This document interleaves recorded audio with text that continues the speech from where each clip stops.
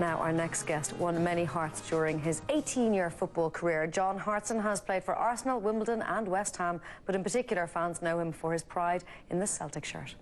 In July 2008, John was diagnosed with testicular cancer, which also spread to his lungs and brain. He joins us now this morning to tell us about his story and how there is always light at the end of the tunnel. Good morning, sir. Good morning. Nice to meet you, and more importantly, nice to see you looking fit and healthy and happy and smiling. Here. Well, I feel good now, you know, from where I was sort of 18 months ago. I was knocking on death's door, really. I had so much cancer, and I'd ignored sort of the danger signs, if you like, but I just wasn't aware. And we actually, just before you go any further, we were just talking about you. Sinead asked you in the break, when was the first time you noticed something? And you said it was 6 years before, from the first sort of irregularity or lump in your testicles to the time you actually went and did something about it. Yeah, well, I had little nut-sized lumps on my testicle, just like a little nut size, where you can, if you run your hand or you check on your scrotum, you can just feel them. And as the years went on, but they were still there, and I just felt, oh, they'll go away. And were they changing in shape, John, or? A little bit, they were, and as time went on, they got a bit bigger. They sort of grew into like more of a pea size. And were they painful? No, they weren't painful, and the problem was, Mark, I was scoring goals. I was living a normal life. There are no symptoms. I wasn't getting bad stomachs or bad groins. I was fathering kids. I was moving from club to club. So in that sense, I'm being checked by medical people all the time as well. Yeah, but not necessarily down there. And you know? You'd never mention it to anybody, or that? Ooh, lads, any of you have one of these? No, not really. No. Yeah, well, of course, it's not something you talk about in the shower. And I wasn't aware that that is a big telltale sign of testicular cancer, lumps on your testicles. So, John, what then prompted you after this 6-year period when these were getting bigger to finally bite the bullet and go to the doctor? Well, it was more my wife. I showed my wife one day and told her, and she said, John, she says, you've got to do, they're ridiculous, she said, the size of them. And she got me an appointment up with my local GP in Swansea, and I went to see her, and then she got me a proper diagnosis because she wasn't a specialist in that field. She got me an appointment with a local hospital, the specialist, and within 5 minutes he'd put gloves on and he'd got it on a big screen in one of the rooms at the hospital, and he put the ultrasound on, and he sort of went around with like a fob on this, and he was showing me, and he said, there you go, John. He said, there's the tumour. He said, you've got testicular cancer. He said, I can't tell you how long you've been carrying cancer. He said, but it could be a number of years. And when I explained to him about the lumps, it obviously made sense then that I'd probably been carrying cancer. You were still playing at this stage, weren't you? I was still playing, yeah. Now, testicular cancer, bad. Any form of cancer, bad enough. Testicular cancer has particular resonances for men because you think of, you know, it goes to the sort of the seat of your masculinity and all the rest of it. But then you discovered that it has spread. To your lungs and then to your brain. Yeah, I went down to hospital and I had radiotherapy and I had scans, and I was just in desperate trouble because at that particular time I was getting really bad headaches as well. I mean, mind-blowing, passing out headaches. I couldn't close my eyes, I couldn't sleep. And because the cancer had been left for so long, unaided, if you like, it had spread into my lungs and up to my brain.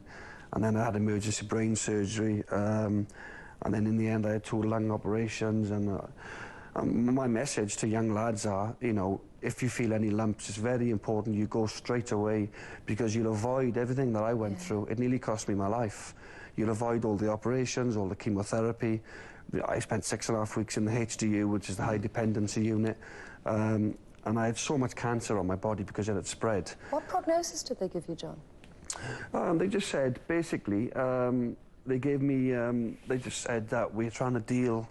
At one stage, they said to my dad, Mr. Hartson, they said, we're not that concerned about John's cancer. We're just trying to keep him alive. They're just trying to give me more time. I was so gravely ill. Because, as I said, it spread.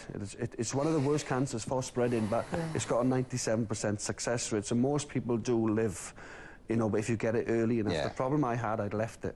And of course, when you have any operation on your brain and your head, there is always the worry that your personality will be altered or you won't be the same John Hartson. Yes, exactly right. And I've got one little tumour now. I had 11 tumours on my head. 11 tumours? Yeah, and the chemotherapy, I had 73 sessions of chemotherapy over 3 months. I lost 5 stone in weight. And the chemotherapy, my body reacted so well to the chemo. it literally got rid of all the cancer. And the chemotherapy, it gets rid of the cancer, but it also attacks the good cells, the lovely white shiny cells you've got in your body, which obviously attacks your immune system. And one of the worst things was I caught pneumonia on the ward.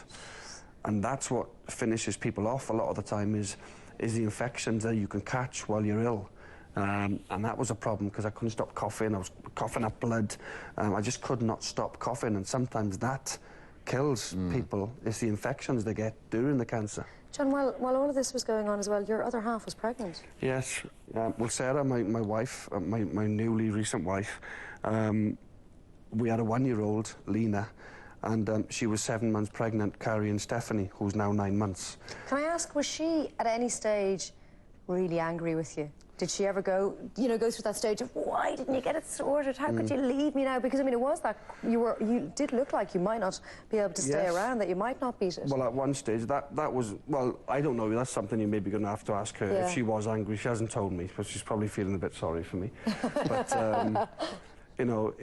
she said to me several times, John, why didn't you go? Why didn't you go? And things like that. But she's a lovely person. She's not going to have a pop at me once I get well and things like that. But she was incredibly strong, and it was probably harder for her and my parents than it was for me, because I'm having all this medication, and the operation is, to be totally honest with you, I don't want to sound, but they're a doddle really, because you're out of it. You don't feel a thing when you're having an operation. It's quite nice, actually, when they put the thing in your hand and they say, right, 5 seconds and you'll be gone. Well, it's always harder. I mean, you're the one in the ring fighting, but it's harder for the ones outside the ring because they can't do anything. Well, my mum and dad are seeing this big, strong man who had made the family name proud over the years and scoring the goals.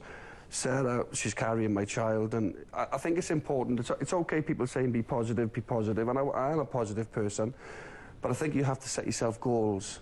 One of my main goals was I have to live. I've got to see this child. I can't let this child be born without a father. Do you think being the successful sportsman you are and you have been helped in your battle against cancer? Because that's all about making it happen, about having goals, about pushing through, achieving things. Do you think that attitude, were you able to use that and apply it to cancer? Probably. I'm a very positive character. I've had to be, really, with the style that I played and the stick you get and everything else, and the money I got transferred for things like this. But also, one of the most important things with me, being a successful sportsman, was I had incredibly strong lungs and had a really strong heart. And when they were giving me, they give you daily tests, like you blow into a bag and see where you are strength-wise, see where your body is. And I was sort of bursting out this, the bag. Well, I mean, look, you're built like a bull. That helps, because I trained all my life. Although I put a lot of weight on, and I was probably 2 or 3 stone heavier than what I am now, I had incredibly strong lungs. Your physical fitness stood to you. It helped. Yeah. Well, you were what they call an old-fashioned centre-forward, John. I know, but I mean that in the best sense. Do you know what? One of the lovely things that I saw in the notes reading about you was that, I mean, you played for Celtic, and obviously Celtic's a huge club in this country, a huge Irish affinity and connection with it. And, I mean, people in Rangers, they would change the colour of the grass if they could, rather than have it green. They can't. So anything to do with Celtic, it's complete anathema. But you got bags of letters from Celtic, or from Rangers supporters. I had incredible support, I have to say, and I'll take this opportunity again to thank the support. People from Ireland, people from everywhere. The Celtic family, if you like, that's what they call themselves. Rangers fans, Cardiff City fans. I'm a big Swansea fan. The derby there's big as well. And the people like Joe Calzaghe and Ian Woosnam, even sports stars, and not just the world of football. I got letters from Bradley Walsh and comedians, Jim Davison, and it's just really humbling to know that so many people John, are thinking of you. Your book, Please Don't Go, is available now, and it's also got extracts from your wife and from your sister in it as well, which I think is really interesting. Yeah, well, my sister did a diary because she felt it'd be nice to show me. It was always a case of when I get better. It wasn't a case of if. My family had such a positive vibe. When John gets out, he'll really love this diary, because it gives me an indication of what I went through, and it's a really good thing that she did. And obviously the book... It's great to see you. I have to say this about the book, by the way. You're not getting anything out of this, and anything that's made for it is going to this foundation. And so it really is a truly altruistic work. And it'll save lives, more important. If ever there was a book that would make men go to the doctors, I hope that is it. John, thank you very much. Thank you very much. It's lovely to see you. And lovely to see you looking happy and healthy. Thank you. That's all. We will take the news now.